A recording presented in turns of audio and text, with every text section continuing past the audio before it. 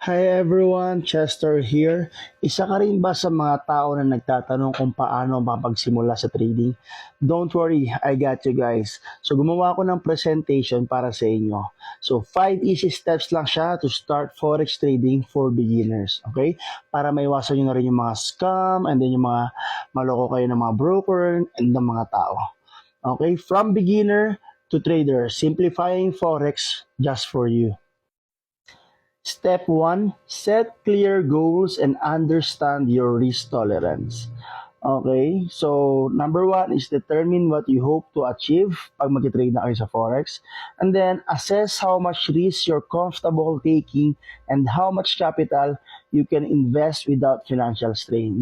So, invest what you can afford to lose na hindi kayo mahihirapan guys na alam mo yung pambayad mo ng kuryente, pinang-trade mo pa, dapat dito meron ka rin kahit paano peace of mind. And then number 3 is have realistic expectations about profits and losses in the early stages. Okay, so number 1, ito muna natin kailangan ayusin, guys. Bago tayo mag-trade, ano ba yung na-expect natin? Bakit natin gusto matutunan mag-forex trading? Okay, alamin muna natin ito, tanungin natin yung sarili natin, kung bakit tayo nag-trade, ano yung pinaka-main goal natin, bakit gusto natin matuto mag-start sa forex trading. Step number 2, learn the basics of forex trading. Of course, just like any other business or investment, pag meron tayong papasukin guys, na isang bagay, kahit pa paano meron tayong mga basic knowledge kung ano yung pinapasok natin para hindi naman tayo nawawala or sabihin agad natin na scam ito dahil wala tayong sapat na knowledge. Okay? Pero dito sa Forex, we need to understand these key concepts like currency pairs, pips, leverage, and lot sizes. Malaking factor to guys sa forex trading. Don't worry, makikita nyo rito sa YouTube or sa ibang TikTok accounts.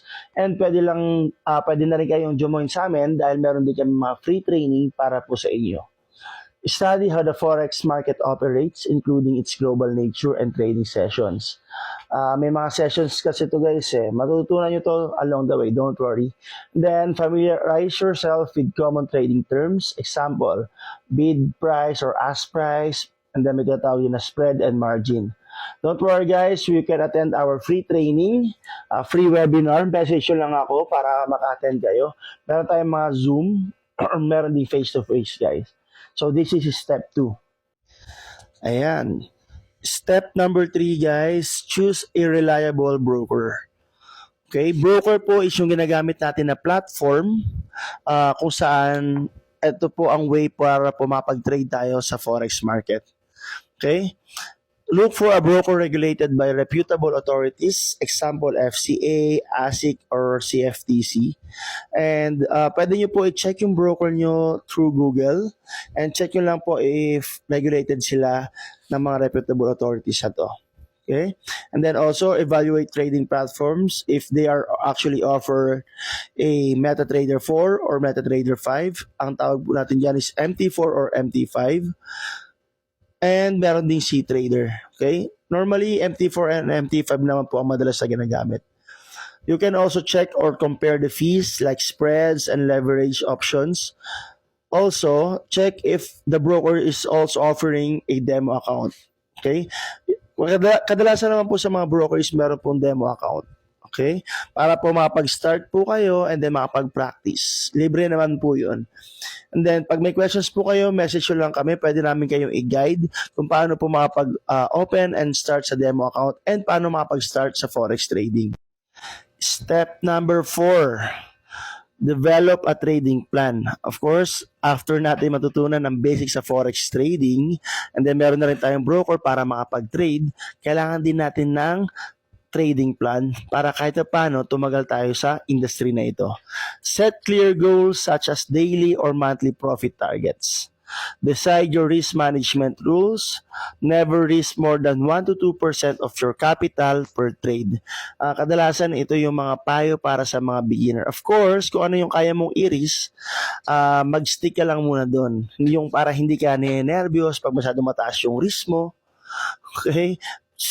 Start small lang muna tayo. Yung risk tolerance mo, depende rin yan kung anong klaseng tao ka. Kung aggressive ka ba o conservative ka.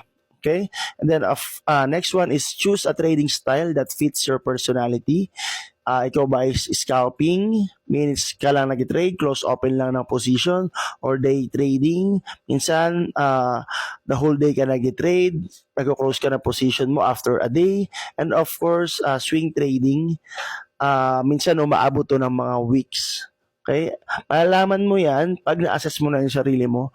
Pag may mga open positions ka na trade, kung minsan ba is makakatulog ka na may open position, or depende rin yan sa lifestyle. For example, ikaw ba ay nag-work?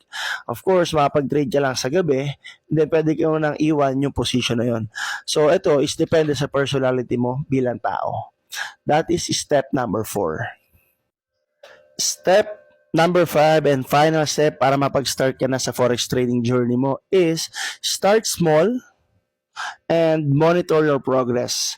Begin live trading with a small amount that you can afford to risk, of course, or to lose, and use your trading plan and stick to it even in emotional moments. So kaya nga tayo gumawa ng trading plan para kahit ano man yung sitwasyon, stick lang tayo doon para titingnan natin kung effective ba siya or hindi. And then, of course, regularly analyze your trades and refine your strategy for continuous improvement. Sa forex trading po, hindi po porket alam mo na yung basic at nag-profit ka ngayon, is ayun na po siya. So, kailangan dito ng continuous improvement kasi ang market po is nag-iiba. Although, yung trading plan natin, i-refine pa po natin yan. At least, makapag-start ka na makapag-trade sa forex market, and of course, you can grow your hard-earned money as well.